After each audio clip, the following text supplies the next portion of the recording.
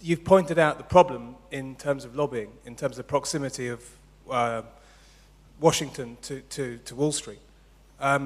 So, you know, the bonuses have just been paid. The incredible problems that financial institutions caused us has just happened, and they just pocketed a huge... That just happened. It's not, you know, they might not do it this year, they might not do it next year, then they might do it again. They have just done it again. And so I'm wondering, what are the practical steps to making it happen? Taking all this optimism, all the people signing up on Facebook, and the practical steps to making this happen. It's a great idea, and I wish you all the very best. I'd like to do what I can. How do we make it happen now? I wonder if Claire and or Ivor might like to address that. Okay, very good. Get down to practicalities straight away. I think, how do things happen? I think we've seen some big, and we've already alluded to the Jubilee 2000 campaign for debt relief. The beginning of that campaign, we were told it couldn't happen. It was a massive political mountain to climb, and even more so because it was such a change from the way that we'd done things in the past. How did that happen? That happened through massive popular support and pressure, making it a political issue, a sort of totem of whether or not governments had any kind of morals or, you know, could live up to any of their promises at all. So I think we shouldn't underestimate the role that big popular campaigns, and particularly as we are now in the UK in an election period, can play. People really can get things done. Secondly, globally, things happen by individual governments moving first. And this is where the point about sort of not waiting for everybody to agree with this before it happens. Globally, the way things happen seems to be everyone says, oh, well, it can't work unless we do it together. Popular support in one country becomes so overwhelming that a government decides they will act unilaterally. They demonstrate that it's feasible, and everyone else then comes in behind them, and it becomes multilateral in a series of one country steps. So I think popular campaigning, particularly in the UK, at this election period, is fantastically important, and I think we've shown, over quite a recent period that can really have an effect. From the Salvation Army point of view, we're producing a manifesto which will be out fairly shortly, and obviously we'll be involved, as we currently are, in a lot of lobbying. We have had social justice lectures. We've had the first one with Nick Clegg coming along to the Salvation Army to do a social justice lecture. Others are planned. So we are lobbying the main political parties. Now is a good time. They want to be seen, and now is a good time to really get the message across to them. There are, of course, other issues, and we have found in various local authority areas in the UK that when the local authority have come to us and said that we want you to tender for a contract, but we're going to reduce the contract sum by 25%, we have actually in one particular situation said, sorry, we cannot implement the programme for that. If you want the programme implemented, you've got to come back up to a sensible price. We cannot continue to fund that from our own resources and from the good donations of the public.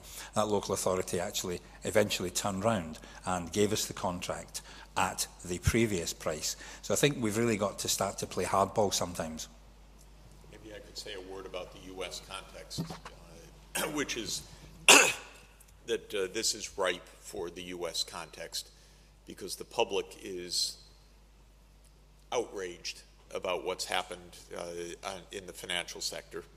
The public sees the bonuses. The public is very unhappy about the Obama administration being too close to Wall Street.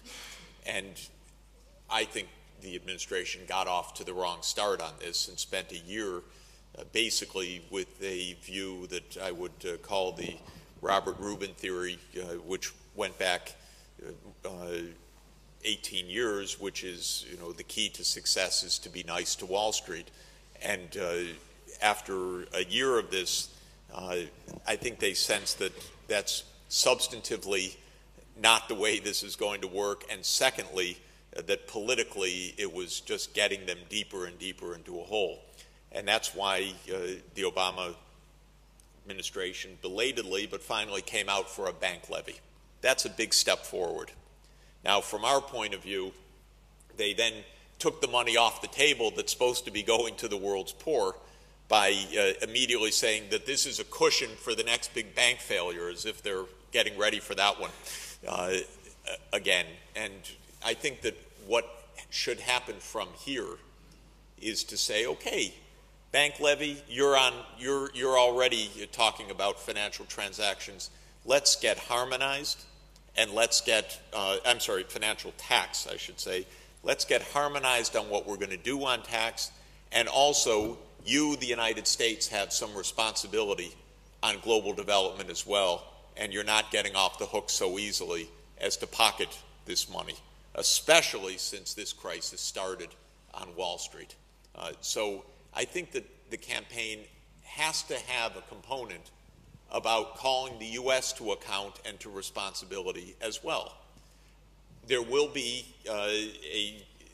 this will not push against the U.S. public, believe me. The public's on side.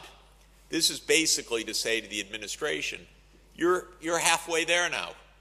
Let's get down to the details, and let's make sure that you're devoting more revenues to global development so it's not the UK and Europe bearing the load which it can't do on its own. And if the US says, okay, but we just can't afford it, you might remind them of the $750 billion military budget they just put in. So there's actually other places also to find some of these revenues, or the $100 billion in Afghanistan. I would just want to mention, we've got a few things that are still a little bit out of kilter in the world. And this is an entry point for something serious, for getting the economy back under control, getting the financial sector to be playing a role of decency and integrity, and for getting all of our countries, including mine, to be sharing properly in the global responsibilities of which development is the #1, because that's the life and death issue for the planet.